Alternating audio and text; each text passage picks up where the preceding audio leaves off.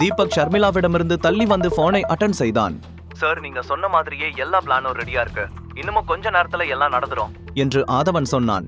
முக்கியமான விஷயம், எந்த காரணத்தை கொண்டோ நான் யாருங்கிற விஷயம் யாருக்கும் தெரியக்கூடாது. என் மேல எந்த சந்தேகமும் வரக்கூடாது என்று சொன்னான் தீபக். புரியுது சார், நீங்க கவலைப்படாதீங்க. இந்த விஷயத்தை நான் சரியா பண்ணி முடிக்கிறேன் என்று ஆதவன் உறுதியாக சொன்னான். அதன் பிறகு தீபக் போனை கட் செய்துவிட்டு ஷர்மிளாவிடம் வந்தான். காயத்ரி தேவியை பற்றிய பயம் இன்னமும் அவளுக்குள் இருந்தது. அதை பார்த்த தீபக் லேசாக சிரித்துக் கொண்டே, ஷர்மி, பாட்டி சொன்னதை பத்தி எல்லாம் நீ ரொம்ப யோசிச்சுட்டு இருக்காத. என்ன இருந்தாலும் உண்மையை ரொம்ப நேரம் மறைக்க முடியாது. உன்னோட ஹெல்ப் இல்லாம அவங்களால இந்த ப்ராஜெக்டை முடிக்க முடியாது. அதுவும் இல்லாம எஸ்வி குரூப்ஸ் கண்டிப்பா உண்மையை கண்டுபிடிச்சிடுவாங்க என்று சொன்னான். தீபக் சொன்ன வார்த்தைகளை ஷர்மிளா பெரிதாக எடுத்துக்கொள்ளவில்லை. காரிலிருந்து வெளியே நடக்க அப்போது எதிரில் நவீன் வருவதை பார்த்ததும் அப்படியே அசையாமல் நின்றாள். நவீன் அவள் அருகில் வந்து மேலும் கீழும் பார்த்துவிட்டு, நேத்து நடந்த விஷயத்துக்கு அப்புறமும் நீ ஆபீஸ்க்கு வந்திருக்கன்னா உனக்கு உண்மையிலேயே தைரியம் தான். அதுவும் இந்த ஜோக்கரை கூட கூட்டிட்டு வந்திருக்க என்று சொன்னவன் அருகில் நின்றிருந்த தீபக்கை பார்த்து, என்ன பாக்குற? இப்ப நான் இந்த கம்பெனியோட டிசைன் டைரக்டர். என் முன்னாடி இப்படி எல்லாம் ஆணவத்தோட நிக்க கூடாது என்று சொன்னான். உடனே தீபக் அவனை பார்த்து, நீ டைரக்டரா? ஒரு பென்சில் டிராயிங் ஆச்சும் பண்ண தெரியுமா உனக்கு? இது வரைக்கும் நீ உன்னோட வாழ்க்கையில உருப்படியா ஏதாச்சும் பண்ணிருக்கியா? இன்னமும் நீ அபிஷியலா டைரக்டர் ஆகல, அதை மறந்துடாத என்று நக்கலாக சொன்னான். அதை கேட்டதுமே நவீனின் முகம் மாறியது. ஓ, இந்த ஹீரோ தான் அவரோட பொண்டாட்டிக்கு நீதி வாங்கி கொடுக்க வந்திருக்காரா? சார், உங்களை பார்த்தா எனக்கு பயமா இருக்கு சார். நீங்க நினைச்சா கண்டிப்பா என்னால டைரக்டர் ஆக முடியாது. நான் எப்படி உங்களை சமாதானப்படுத்த போறேன் என்று பயப்படுவதை போல நடித்துக் கொண்டே சொன்னான். உடனே தீபக் அவனை பார்த்து முறைக்க நவீனின் பார்வை ஷர்மிளாவிடம் சென்றது. அண்ட் ஷர்மிளா, உன்னோட டிசைனுக்கு ரொம்ப தேங்க்ஸ். அத பார்த்த எல்லாரும் என்னை எப்படி பாராட்டுறாங்க தெரியுமா என்று சிரித்துக் கொண்டே சொல்ல, தீபக் கோபத்தை கட்டுப்படுத்த முடியாமல் நவீனின் காலரை பிடித்து இழுத்தான். நவீன் அவனுடைய கையை எடுத்து விட்டபடி சிரித்துக் கொண்டே அவனை பொருட்படுத்தாமல் அங்கிருந்து உள்ளே சென்றான். அவன் உள்ளே செல்லும் வரைக்கும் கோபத்துடன் நின்றிருந்த தீபக் சில நொடிகள் கழித்து, ஷர்மி, அவனை பத்தி எல்லாம் நீ பெருசா எடுத்துக்காத, நான் கூட இருக்கேன், வா போகலாம் என்று சொன்னான். ஷர்மிளா எந்த பதிலும் சொல்லாமல் உள்ளே நடக்க தீபக்கும் அவளுக்கு பின்னாலேயே சென்றான். தீபக் ரிசப்ஷனில் உட்கார்ந்து கொள்ள ஷர்மிளா நவீனின் அக்ரிமெண்ட் கையெழுத்திடப்படும் கான்ஃபரன்ஸ் ரூமுக்கு சென்றாள். அங்கே காயத்ரி தேவி, நவீன் இருவரும் சந்தோஷமாக சிரித்துக் கொண்டிருப்பதை பார்த்தாள். அவர்கள் இருவரும் ஆதவனுக்காக காத்துக் கொண்டிருந்தார்கள். ரவுண்ட் டேபிளில் ஆபீஸின் சில முக்கியமான ஆட்கள் உட்கார்ந்திருந்தார்கள். யாருமே ஷர்மிளாவை கண்டு கொள்ளவில்லை. ஷர்மிளா எல்லோரையும் அமைதியாக சில நொடிகள் பார்த்துவிட்டு ஒரு மூலையில் சென்று நின்று கொண்டாள். அந்த நேரத்தில் ஆதவனின் மேனேஜர் அன்வர் அந்த அறைக்குள் வேகமாக நுழைந்து டேபிளின் மீது வைக்கப்பட்டிருந்த டிசைனை கவனமாக பார்க்க ஆரம்பித்தார். ஆதவனுக்கு பதிலாக மேனேஜர் வந்திருப்பதை பார்த்து காயத்ரி தேவிக்கு பல கேள்விகள் ஓடிக்கொண்டிருந்தது. சில நொடிகள் அந்த டிசைனையே பார்த்த மேனேஜர் அன்வர் கையில் வைத்திருந்த காஃபி கப்பை டேபிளின் மீது வைத்தபடி ஒரு சேரில் உட்கார்ந்தார். அப்போது காயத்ரி தேவி தயக்கத்துடன் அவனை பார்த்து, மிஸ்டர் ஆதவன் என்னமோ வரலையா? நீங்க அவரோட மேனேஜர் தானே? அவர் வருவாரா, இல்ல அவருக்கு பதிலா நீங்க அக்ரிமெண்ட்ல சைன் பண்ணுவீங்களா என்று கேட்டார். உடனே அந்த மேனேஜர், நான் அக்ரிமெண்ட்டை சைன் பண்றதுக்காக இங்க வரல. எங்களோட சேர்மேன் அந்த அக்ரிமெண்ட்டை கேன்சல் பண்ண சொல்லியிருக்காரு. அதுக்காக தான் நான் இங்க வந்திருக்கேன் என்று சொன்னான். அதை கேட்டதுமே காயத்ரி தேவி, நவீன் இருவருக்கும் பயங்கர அதிர்ச்சியாக இருந்தது. ஷர்மிளாவுக்கு என்ன நடக்கிறது என்று புரியாமல் குழப்பத்துடன் இன்னமும் கவனமாக கேட்க ஆரம்பித்தாள். உடனே காயத்ரி தேவி மேனேஜரை பார்த்து, நீங்க தப்பா புரிஞ்சுக்கிட்டீங்கன்னு நினைக்கிறேன். அக்ரிமெண்ட்ல சைன் பண்றதுக்கு ஏற்கனவே உங்க சேர்மேன் மிஸ்டர் ஆதவன் ஒத்துக்கிட்டாரு. நவீனோட டிசைனை தான் அவர் செலக்ட் பண்ணிருக்காரு என்று சொன்னார். இல்ல, நான் எதையும் தப்பா புரிஞ்சுக்கல. இதை கேன்சல் பண்ண சொன்னதே எங்களோட சேர்மேன் தான் என்று சொன்னான் அன்வர். அதை கேட்டதும் நவீனுக்கு கோபத்தில் முகம் சிவந்தது. தன்னை கட்டுப்படுத்த முடியாமல் மேனேஜரை பார்த்து, என்ன, இது உங்க சேர்மேனோட உத்தரவா, இல்ல நீங்க எதுவும் டிராமா பண்றீங்களா? அவர் இப்போ எங்க இருக்காரு? நான் உடனே சேர்மேன் கிட்ட பேசி ஆகணும் என்று சொன்னான். அருகில் நின்றிருந்த காயத்ரி தேவி நவீனை அமைதியாக இருக்கும்படி சைகை செய்தார். மேனேஜர் அன்வரின் கோபமான முகத்தை பார்த்ததும் சூழ்நிலையின் தீவிரத்தை அவர் புரிந்து கொண்டார். சாரி சார், நவீன் பேசினதுக்காக நான் உங்ககிட்ட மன்னிப்பு கேட்டுக்கிறேன். இதை நினைச்சு அவன் நிறைய கனவு கண்டுட்டு இருந்தான். இப்ப திடீர்னு அக்ரிமெண்ட் கேன்சல்னு சொன்னதும் அவனுக்கு என்ன பண்றதுன்னு தெரியாம இப்படி கத்திட்டான் என்று கெஞ்சும் தோணியில் சொன்னார் காயத்ரி தேவி. அதை பத்தி எல்லாம் எனக்கு கவலை இல்ல. எங்க சேர்மேன் இனிமே நவீன் கூட சேர்ந்து வேலை செய்ய மாட்டாரு. அதை சொல்லிட்டு போக தான் நான் இங்க வந்தேன் என்று மேனேஜர் தீர்க்கமாக சொன்னான். நேத்து நைட் கூட நான் சேர்மேன் கிட்ட பேசினேன். அவருக்கு என்னோட டிசைன் ரொம்ப பிடிச்சிருந்துச்சு. அவர் ஏன் திடீர்னு அவர் முடிவை மாத்தணும் என்று கேட்டான் நவீன். உடனே மேனேஜர் கொஞ்சம் சீரியஸான முகத்துடன், உண்மையிலேயே நீ அந்த டிசைனை பண்ணியிருந்தா அதை பத்தி உனக்கு எல்லாமே தெரியும் இல்லையா என்று கேட்டவர் தனக்கு முன்னால் வைத்திருந்த ஒரு ஃபைலை எடுத்து நவீனிடம் வீசினார். அதை பார்த்ததும் நவீனுக்கு தூக்கி வாரி போட்டது. நாங்க உன்னை பத்தி விசாரிச்சோம். நீ உன்னோட டிகிரியை கூட ஒழுங்கா முடிக்காம பாதியிலேயே ஓடி இருக்க.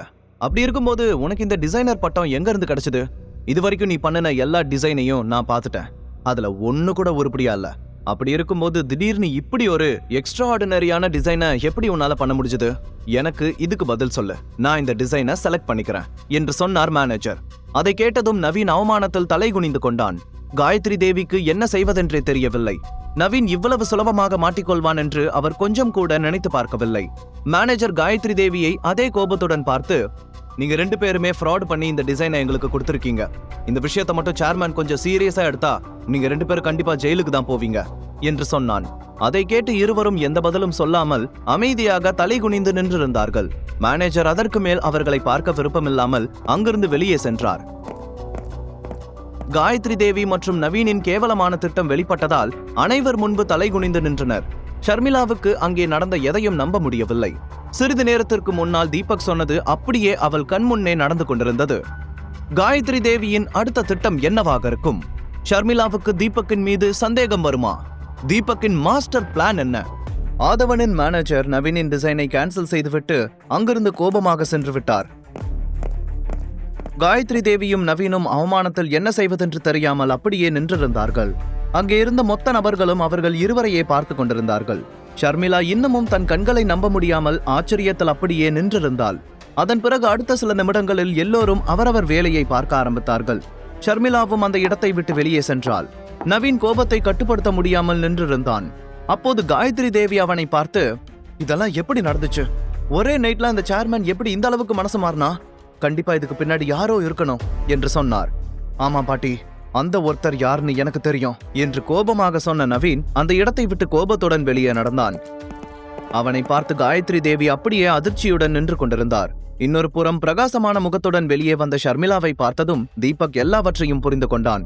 அவள் சந்தோஷத்துடன், தீபக், என்னால் இதை நம்பவே முடியல, நீ சொன்ன மாதிரி தான் இப்போ நடந்துச்சு என்று சொல்லிக் கொண்டிருக்கும் போதே நவீன் அங்கே வந்தான்.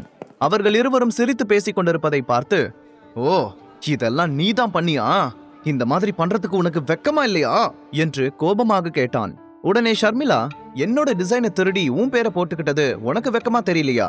இப்போ உண்மை வெளியில வந்ததும் என்ன கேள்வி கேட்க வந்துட்ட என்று கோபமாக கேட்டாள். உடனே நவீன் கோபத்துடன், அந்த சேர்மேன் கிட்ட என்ன அவமானப்படுத்துறதுக்காக நீ என்ன தரேன்னு சொன்ன?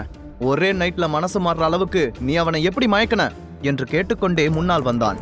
உடனே தீபக் நவீனின் மார்பில் கை வைத்து அவனை பின்னால் தள்ளியபடி, போதும், உனக்கு அவ்வளவுதான் லிமிட். உன்னோட வாயிலிருந்து ஷர்மிளாவை பத்தி இன்னொரு வார்த்தை வந்துச்சு, உன்னை நான் என்ன பண்ணுவேன்னு எனக்கே தெரியாது என்று கோபமாக சொன்னான் தீபக். என்னடா பண்ணுவ? என்ன கொன்னுடுவியா? உன்ன மாதிரி எத்தனை பேரை நான் பார்த்திருக்கேன். உன்னால உன்னோட ஒய்ஃபையே சரியா ஹேண்டில் பண்ண முடியாது, நீ என்ன அடிப்பன்னு சொல்றியா? உன்னோட கோபத்தை உன் பொண்டாட்டி கிட்ட காட்டு. அவதான் என்ன தோக்கடிக்கணும்னு அந்த சேர்மேன் கூட போய் ஒரு நைட் தங்கிட்டு வந்திருக்கா என்று நவீன் சொல்லிக் கொண்டிருக்கும் போதே அவனுடைய முகத்தில் பலமாக ஒரு குத்து விழுந்தது. அடுத்த நொடியே நவீன் நிலை தடுமாறி தரையில் விழுந்தான். அவனது மூக்கிலிருந்து ரத்தம் கொட்ட ஆரம்பித்தது. என் மேல கை வைக்கிற அளவுக்கு உனக்கு தைரியம் வந்துருச்சா என்று மூக்கில் வழிந்த ரத்தத்தை துடைத்துக் கொண்டு வேகமாக எழுந்தான். ஆனால் அவன் எழுந்திருத்த அடுத்த நொடியே மீண்டும் மார்பில் ஒரு குத்துவிட்ட தீபக், இதுக்கு மேல நீ இன்னொரு வார்த்தை பேசுன, அடுத்து பேசுறதுக்கு வாய் இல்லாம பண்ணிடுவேன் என்று கோபமாக சொன்னான். தீபக்கின் கோபத்தை முதல் முறையாக ஷர்மிளா பார்த்து கொண்டிருந்தாள். சில நொடிகள் அப்படியே வியப்பில் நின்றிருந்தவள் டக்கென ஓடி சென்று தீபக்கின் கையை பிடித்து, தீபக் வேண்டாம், அவனை விட்டுரு, இவனெல்லாம் அடிச்சா அது நமக்கு தான் அசிங்கம், வா நாம இங்கிருந்து கிளம்பலாம் என்று சொல்லிக்கொண்டு அவனை இழுத்து கொண்டு வெளியே நடந்தாள். ஆபீஸில் வேலை செய்து கொண்டிருந்தவர்கள் எல்லோரும் நவீன் அடி வாங்குவதை பார்த்தார்கள். தீபக்கின் கோபத்தை பார்த்து எல்லோரும் தங்களுக்குள் கிசுகிசுத்துக் கொண்டிருந்தார்கள். ஆனால் நவீன் அவர்களை எல்லாம் கவனிக்காமல், 2 பேரும் வெளியே போங்க, இதுக்கு மேல உங்களை இந்த பில்டிங்ல பார்க்க கூடாது, செக்யூரிட்டி, அவங்க கத்திவிட்டு கோபமாக எழுந்து அவனுடைய அறைக்கு சென்றான்.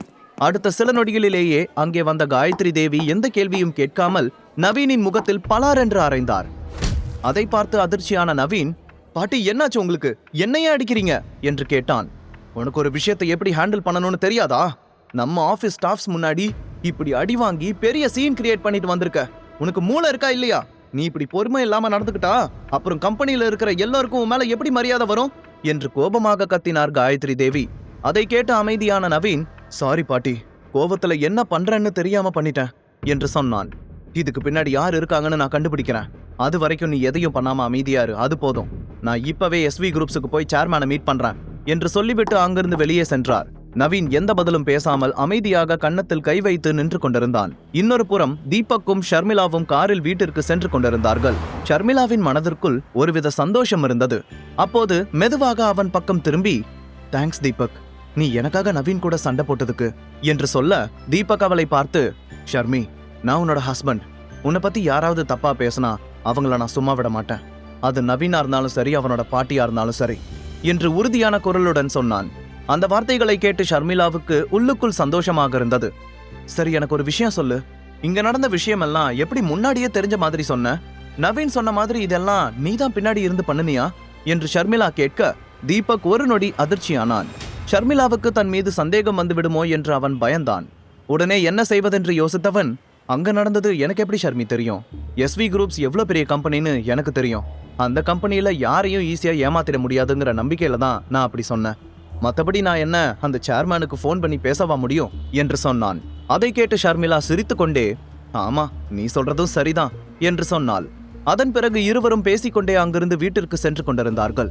இன்னொரு புறம் காயத்ரி தேவி எஸ்வி குரூப்ஸுக்கு சென்று நவீனுடனான அக்ரிமெண்டை கேன்சல் செய்த விஷயத்தை பற்றி ஆதவனிடம் கேட்டார்.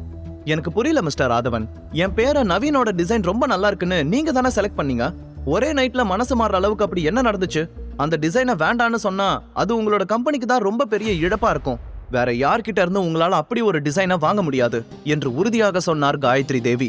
அவர் பேசுவதை அமைதியாக கேட்டுக்கொண்டிருந்த ஆதவன், என்ன பார்த்தா அவ்வளவு முட்டாள் மாதிரி தெரியுதா உங்களுக்கு?